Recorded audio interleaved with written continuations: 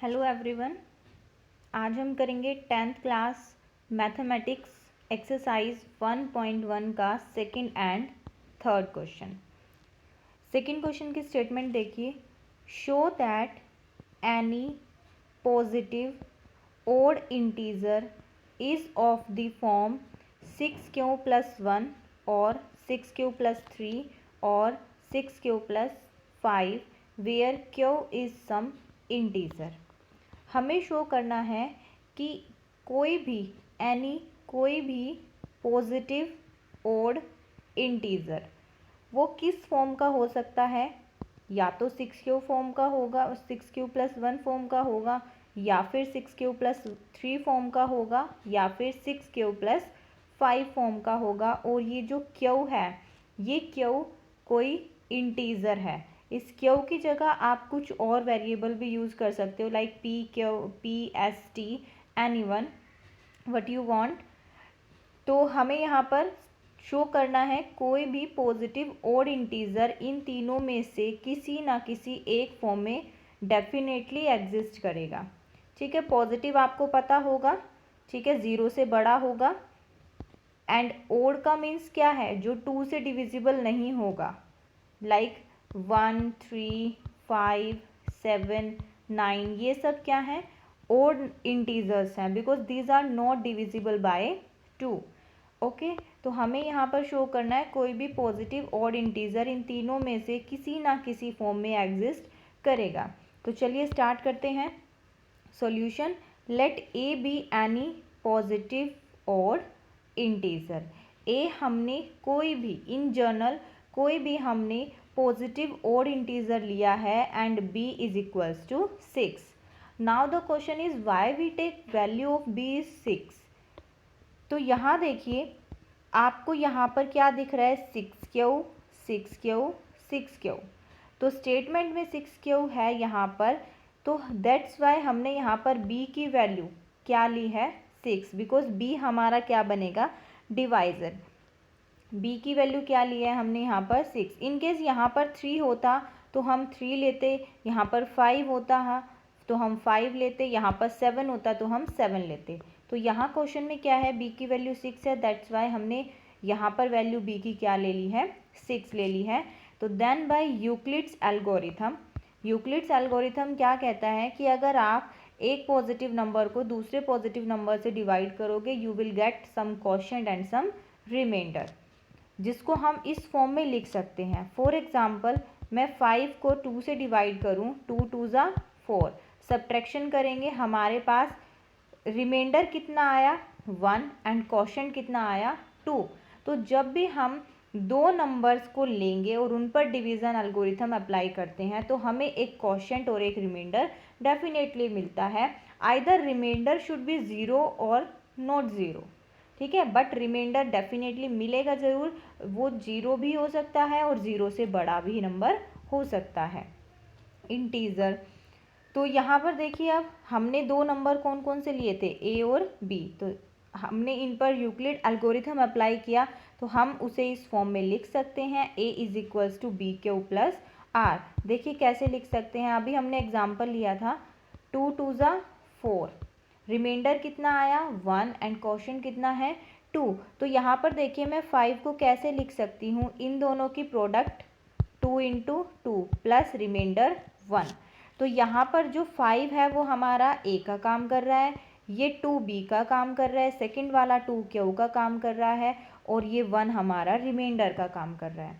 तो हम इस तरीके से लिख सकते हैं, for some positive integer q, ये q कैसा होगा, पॉजिटिव इंटीजर होगा, एंड जो रिमाइंडर है ये रिमाइंडर हमेशा क्या होगा, क्वोशिएंट से छोटा होगा।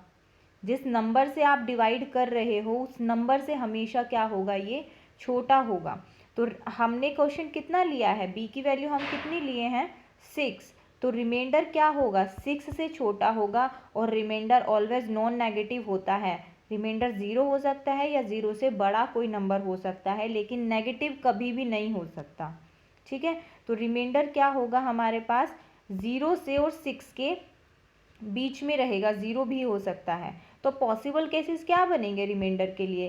रिमाइंडर 0 हो सकता है, 1 हो सकता है, 2, 3, 4 एंड 5। तो ये 5 केसेस हमारे इस क्वेश्चन के अंदर बन चुके हैं। अब इन 5 केसेस में हम देखते हैं कि वो तीनों फॉर्म कैसे आती हैं जो हमें शो करनी थी। तो फर्स्ट हमने ले लिया है केस जब रिमाइंडर कितना है? 0 है, आर की वैल्यू 0। तो ये जो हमारी फर्स्ट इक्वेशन है, यहाँ पर हम बी और क्यू की वैल्यू, उसमें हमने यहाँ पर बी की वैल्यू पुट की है। तो इस इक्वेशन के अंदर हम आर की जगह पर क्या पुट करेंगे? एक बार 0 पुट करके चेक करेंगे। 1, 2, 3, 4, 5। ठीक है। तो फर्स्ट केस देखिए, जब हमने आर की वैल्यू क्या पुट की है? 0 पुट कर रहे हैं इस इक्वेशन के अंदर। तो इक्वेशन क्या बन जाएगी? A is equals to 6Q। ए हमने क्या लिया था? कोई ओड नंबर था। एंड 6Q कैसा है? इवन है। Why it is even? Because it is divisible by 2। Any number which is divisible by 2 is known as even number. But ये ए तो हम ओड लेके चल रहे हैं और राइट हैंड साइड हमारी क्या आ रही है? इवन। तो ये तो कॉन्ट्राडिक्शन है, ऐसा तो नहीं हो सकता। ओड नंबर कभी भी इवन नंबर के इक्वल नहीं होता। तो इसका मतलब क्या है? रिमाइंडर 0 तो नहीं हो सकता इस केस में। सेकंड केस पर चलते हैं। सेकंड केस में क्या है? जब रिमाइंडर की वैल्यू 1 है तो फर्स्ट इक्वेशन में वापस हम क्या करेंगे? आर की जगह 1 पुट करेंगे तो क्या बन जाएगा? 6Q plus 1। ये वो फॉर्म है जो हमें क्वेश्चन में शो करनी थी। नेक्स्ट है थर्ड केस, जब रिमाइंडर हमने क्या लिया है? 2। तो अगेन यहाँ पर वैल्यू पुट करेंगे हम फर्स्ट इक्वेशन में। तो इक्वेशन किस में रिड्यूस हो जाएगी? A is equals to 6Q plus 2। अब राइट हैंड साइड से हम 2 कॉमन ले सकते हैं। तो हमने नेक्स्ट स्टेप में राइट हैंड साइड से 2 कॉमन लिया तो इक्वेशन क्या बन जाएगी? 2 इंटू 3Q प्लस 1। 3Q से 2 कॉमन लिया तो क्या रह गया यहाँ पर? 3Q। एंड 2 बाहर ब्रैकेट के बाहर है तो यहाँ पर 1। वापस चेक करेंगे, ए हमारा कैसा है? ओड है। एंड राइट हैंड साइड आपको क्लियरली दिख रहा है कि ये जो राइट हैंड साइड है ये हमारी इवन है, बिकॉज ये 2 से डिवाइड हो रही है। तो again same reason, odd number कभी भी इवन नंबर के इक्वल नहीं होगा, इसीलिए हम इस केस को भी नहीं लेंगे, ये केस भी पॉसिबल नहीं है। नेक्स्ट फोर्थ केस, जब रिमाइंडर हमारा कितना है? 3। तो फर्स्ट इक्वेशन में हम वापस आर की जगह क्या पुट करेंगे? 3। तो ये वो सेकंड फॉर्म है जो हमें क्वेश्चन में शो करनी थी। क्वेश्चन में हमें शो करना था कोई भी पॉजिटिव ओड इंटीजर या तो 6Q प्लस 1 फॉर्म का होगा, या फिर 6Q प्लस 3 फॉर्म का होगा, या फिर 6Q प्लस 5 फॉर्म का होगा। इन तीनों में से किसी एक फॉर्म का होगा। तो ये फॉर्म हम शो कर चुके हैं, ये फॉर्म हम शो कर चुके हैं। अब ये फॉर्म शो करते हैं, वो देखिए कैसे। फोर्थ केस क्या है हमारे पास? फिफ्थ केस, जब रिमाइंडर की वैल्यू कितनी है? 4। आर की वैल्यू 4। तो अगेन फर्स्ट इक्वेशन में आप आर की जगह 4 पुट करेंगे तो इक्वेशन ये फॉर्म में आ जाएगी। A is equals to 6Q plus 4। यहाँ पर अब वापस हम क्या करेंगे? राइट हैंड साइड से 2 कॉमन ले लेंगे तो इक्वेशन रिड्यूस हो जाएगी 2 इंटू 3Q प्लस 2। अगेन ए आपने कैसा लिया है? ओड नंबर लिया था। Right hand side is a multiple of 2, that's why it is divisible by 2 and so right hand side is even. Odd number is not equal to even number, that's why this case is also not possible. And our last case is when r is equals to 5. तो again हम first equation के अंदर r की value 5 put करेंगे तो यही हमारी वो रिक्वायर्ड फॉर्म है। तो यहाँ से हमें पता लगा, thus we conclude that any positive odd integer is of the form 6Q plus 1 और 6Q प्लस 3 और 6Q प्लस 5। कोई भी पॉजिटिव ऑड इंटीजर इन तीनों में से किसी भी फॉर्म में एग्जिस्ट किया जा सकता है। Next question number 3, any army contingent of 616 members is to march behind an army band of 32 members. 616 members हैं आर्मी के एंड 32 मेंबर्स हैं जो बैंड मेंबर्स हैं इन आ परेड। एक परेड है जिसके अंदर 616 तो सैनिक है और 32 क्या हैं? बैंड वाले हैं।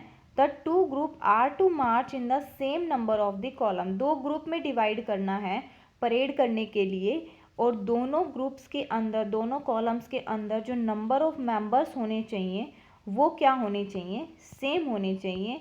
What is the maximum number of column in which they can मार्च।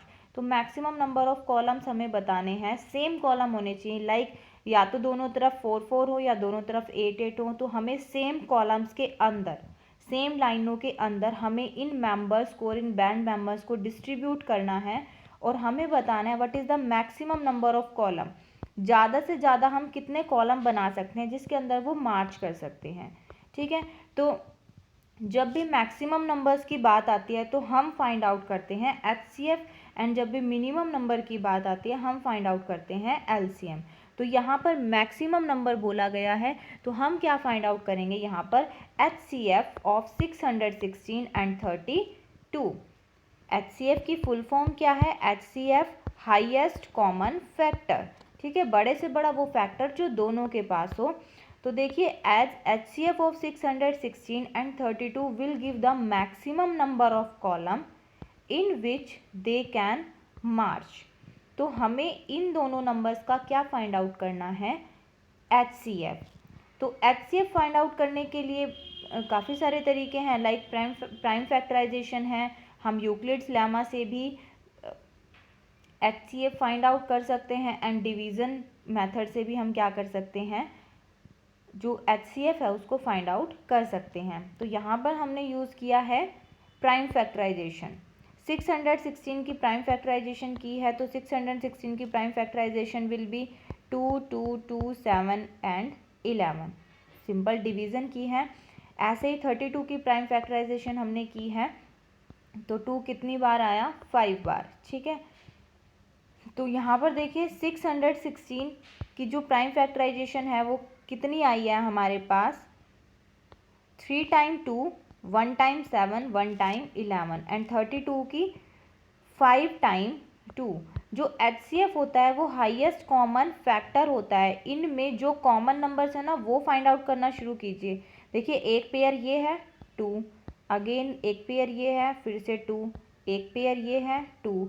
अब यहाँ पर देखिए 2 यहाँ है लेकिन यहाँ पर 2 नहीं है, 7 यहाँ है लेकिन यहाँ नहीं है, 11 यहाँ है लेकिन यहाँ पर नहीं है। तो हाईएस्ट कॉमन फैक्टर क्या आया, 2 इंटू 2 इंटू 2। तो हाईएस्ट कॉमन फैक्टर कितना है, 8। तो therefore they can March in 8 columns. तो वह कितने कॉलम के अंदर मार्च कर सकते हैं, 8 कॉलम्स के अंदर। ठीक है, 8 कॉलम के अंदर वो आर्मी मार्च करेगी। ठीक है स्टूडेंट्स, थैंक यू।